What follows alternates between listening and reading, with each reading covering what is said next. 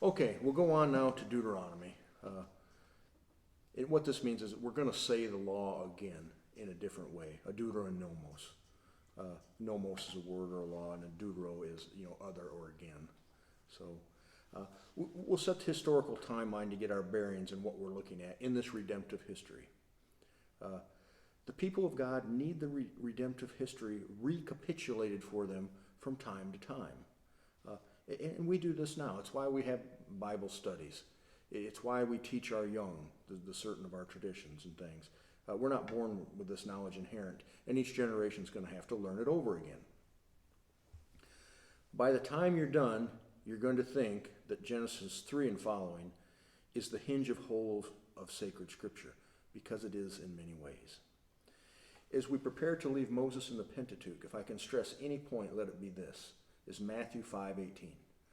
For truly I tell you, until heaven and earth disappear, not the smallest letter nor the least stroke of a pen will by any means disappear from the law until everything is accomplished. So we had better write the law on our hearts. We put the 10 Commandments on our doorpost and lintel. I do keep a small copy, by my door in my office, and we essentially say the 10 Commandments at every Mass. It's like, we're going to love the Lord our God with all our heart, with all our mind, and all our soul, and our neighbor as ourself. So the first part of the 10 Commandments deals with things of God, things of divine. As we move into the latter part of the Commandments, it's about relations with one another, how we're going to act and what we're going to do and not do.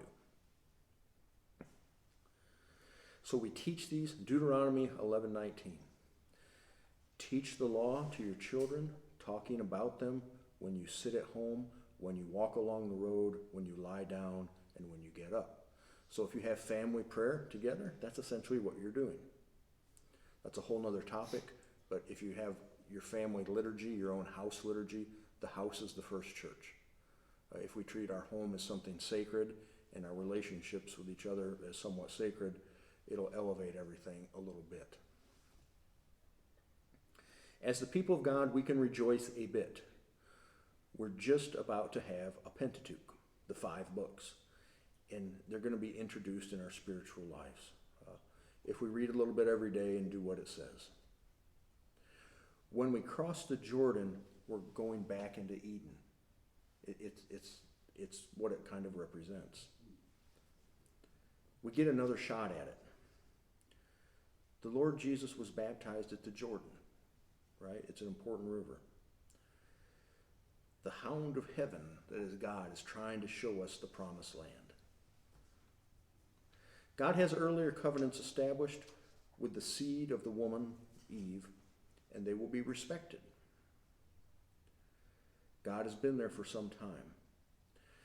God wants to remind us about the holy. He has to constantly do this. What things are in and what things are not. What are the world but not of the world? That sense of the holy.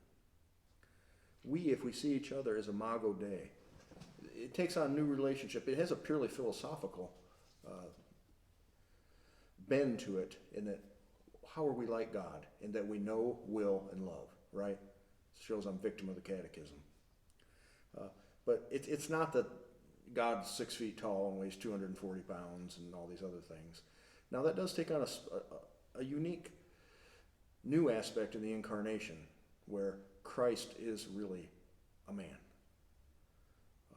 But we are images of God in that we know and we will and we love. We're theomorphs, as it were. I don't care how any scientist, how smart they tell me some animal is, an ape, a dolphin, or what have you. Until I see a monkey have Mass, I'm not going to believe it. They don't worship anything. They eat, they defecate, they do whatever. They don't transmit civilization much. They don't write. Humans are truly unique in the whole of the universe so far as we know.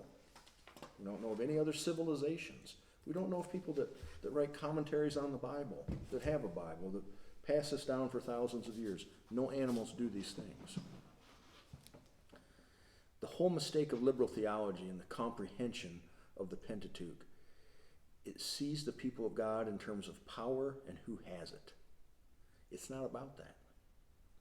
It's about sanctification and redemption of the people of God over the course of time.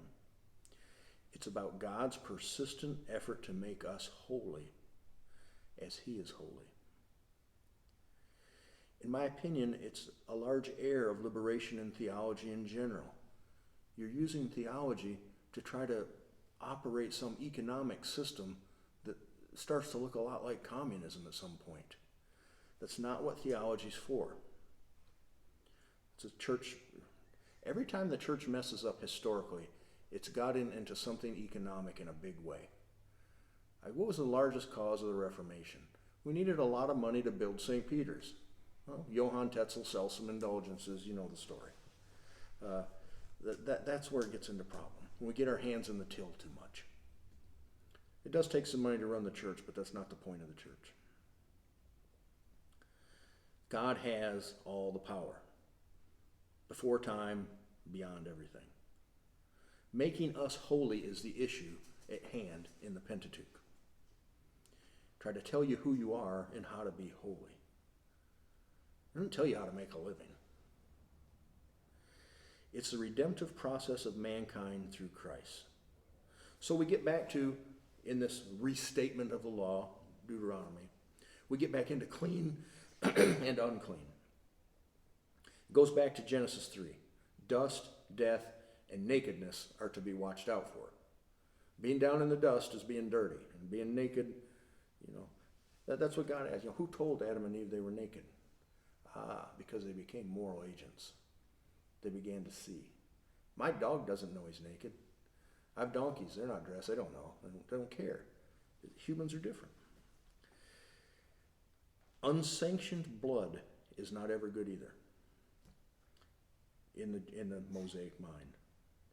Chaos is unholy, and there go the swarms. So we review these dietary laws, and they're given to us again here quite a bit in Deuteronomy. Leprosy is never clean. It's a form of rot. It is what it does. It deadens the nerves in a given area, and then when you hurt yourself or you don't know it, and you eventually get infections and parts of you rot off. But just at first blush, it's just rot. Jesus has power over all of death. He can cleanse a leper. This hasn't been done before. This is new. So we'll look at the certain animals that are designated as non-clean. And you can get it. Deuteronomy 14 and following. In this whole set, the whole Pentateuch, a lot of it deals with what's sin and what's not sin, and a little bit of why. So let's look at Deuteronomy 14.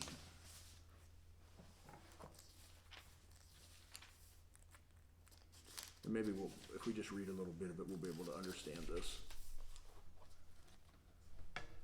So we're told here, all you children of the Lord your God, you must not lacerate yourselves, cut yourselves, shave your forelocks for the dead. You are a people holy to the Lord your God. It is you the Lord has chosen out of all the peoples of the earth to be his people, his treasured possession. So you don't eat odd things. These are the animals you may eat: the ox, the sheep, the goat, the deer, the gazelle, the roebuck, the wild goat, ibex, antelope, and so on. Any animal that divides the hoof and has a hoof cleft in two, that chews the cud, you may eat. Now, the pig doesn't fall into this. The pig is especially dirty. Been around pigs, they get in the mud, whatever. And so, we're told what we can and can't eat. Part of this is about obedience. When you're told to do something, that you do it. People don't like the word obey anymore. People don't want to obey anything. When we get through all that, we get a set of commandments from the Lord of what we can eat, what we cannot eat, how we're going to be clean, and how we're going to be God's people. And we're going to be unique, a little bit unique. It's why do we wear these funny clothes as priests? Well, it's just we look different. We're doing something holy. We're doing something other. It doesn't mean we're more holy than other people. It means we're trying. So we have to deal with succession in Deuteronomy 2. This is very important. How do you trace yourself back to the origins of things?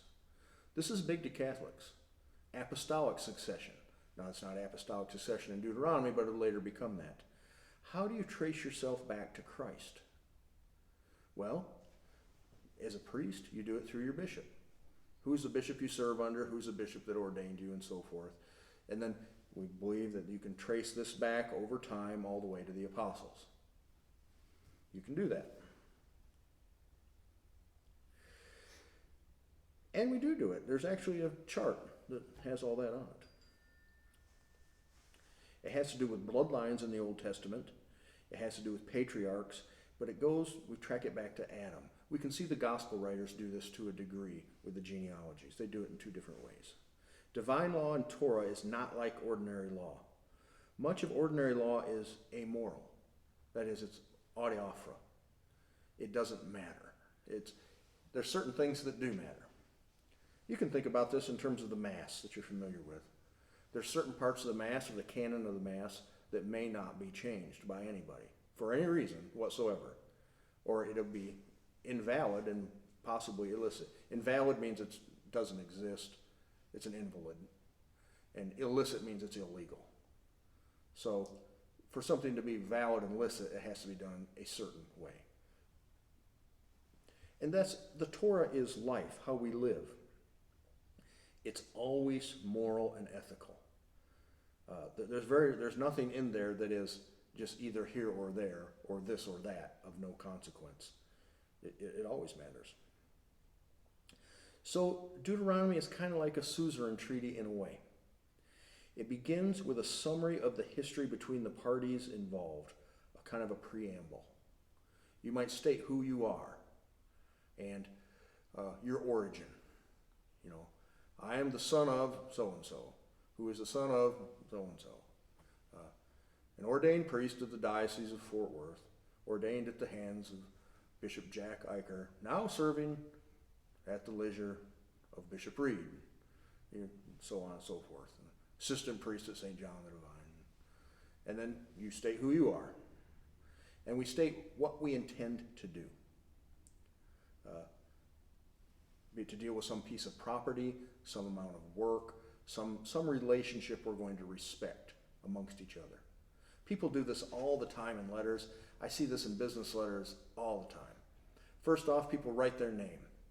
Then they come up with every initial and title they can possibly come up with, to the point of ad nauseum in my professional field. It's crazy. And then they state, having served in this field of the administration of anesthesia and patient care for some 30 years, and they go on down the line of all their achievements. And then they tell you what they want and what they want to do and what they want you to do about it. We do this even today. Then we have an oath, and we declare this to be the case. And then we have sanctions, blessings and curses, woe and weal. You know, if you abuse my field anymore with your livestock, you know your livestock will be shot. And you say, I understand that. And if your livestock come over on my property, you know what's going to happen to them. And, you know, when we agree on something, and we put up some fence, and we say, okay, that's the fence, right? Right, okay. So there's a succession arrangement for the covenant as well. And you can even say, and my sons will respect this, and their sons will respect this boundary between I and you.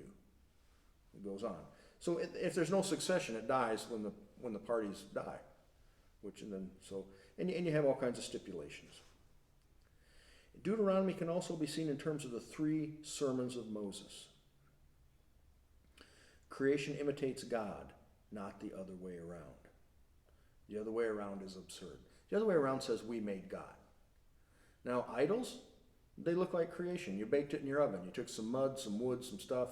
You put it up. You made a golden calf. You did whatever. Well, you made it. Creation looks like God because God made creation. So according to the text in Deuteronomy, the whole first 3 chapters of it are a recounting of all of Israel's history with God from the Exodus until now. So that's what you do. We're re-looking at this treaty between people and God. They re-look at all that went on for the 40 years. And we know Moses isn't going to go any farther. That's stated as well. In some ways, Moses reminds us of a kind of an angry mother or wife. You can think of this when you were a kid. You know, when your mother would call you in and tell you that she made you. And then she'll bring up a whole bunch of stuff that you've not done or that you should have done. And furthermore, and she'll go on for a while like this, usually wagging her finger. Sometimes, you know. Well, that's Moses has to go through this, and the authors of Deuteronomy, as they put together, you have to tell the people of God over and over again. You know, I know who you are. You are the people of God. You are a stiff-necked people. You are people who persistently don't do what you're told. You're people that persistently are prone to idolatry and lust and various other things. And in Deuteronomy 11:26, I am setting before you today a blessing and a curse. You get to choose. God never takes your free will. Do not follow the ungodly who happen to be about the place. They're very easy to do. Love the Lord your God. Do what he commands. It's why we have to go to church periodically. I get tired of church sometimes myself. I can get over-churched. But we have to make ourselves do it at least a minimum amount. And I think even the priests have to do this. The bishops have to do this. We have to hear the liturgy ourselves. We have to be reminded of who we are. We got to put on our special clothes. We have to show up. And we have to do it because it's easy to forget who you are. So easy. Israel is to claim what is rightfully hers according to the covenant. Part of this is the land of Canaan.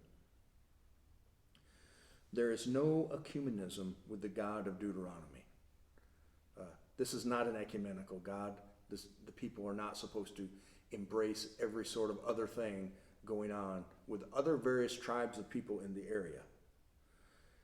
There is YHWH, his people and his way. The rest is not going to make it. Israel is enjoined to take care of the priest and the holy things, and the tithe is mentioned as well. The men may not mutilate themselves for any reason. Scarification. You see this a lot of times in tribes, more primitive peoples, where they make cuts and scars and lots of tattoos, lots of different things. The people of God have the circumcision on the 8th day. That's it.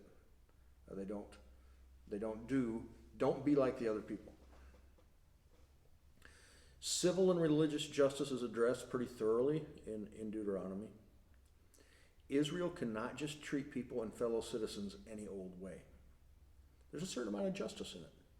You know, that you can have slaves or workers or people, but you have to treat them with a certain amount of dignity. Chapters 27 and 28 are perfect Hebrew blessings and curses. These are wonderful. And they're kind of like litanies. We don't do litanies that much anymore. But I love, the litany of the saints. Isn't that beautiful? And really, so these last few chapters, kind of, the Mosaic tradition rears back. It's just going to give it to you all again. Okay, here's all your history. You are the people that I created. You are the people I led out of Egypt. You are the people I fed for 40 years in the desert. You are the people I brought across the Jordan. You are the people I told to go in here and take this land, and you failed to do so. You are my people. Do what I am telling you. And like I said, you can remember your mother or your wife when they want to drive a point home. They do it just about like this. Chapter 32 is set up, it's like a big psalm about God and the people. Deuteronomy 33:29. Blessed are you, Israel, a people saved by the Lord, by Moses and many thanks. So now we're going to move on. If you look at, that's the Pentateuch. That's the core of who the Jewish people are. That's it, those 5 books. So Joshua and Caleb are going to be the only two people. So 40 years we've been out in the desert, all around. There's a certain amount of inherent sin in these people, a certain amount of, they're tainted, as it were, by Egypt. God doesn't want those people to be the ones to go in and take over the Holy Land.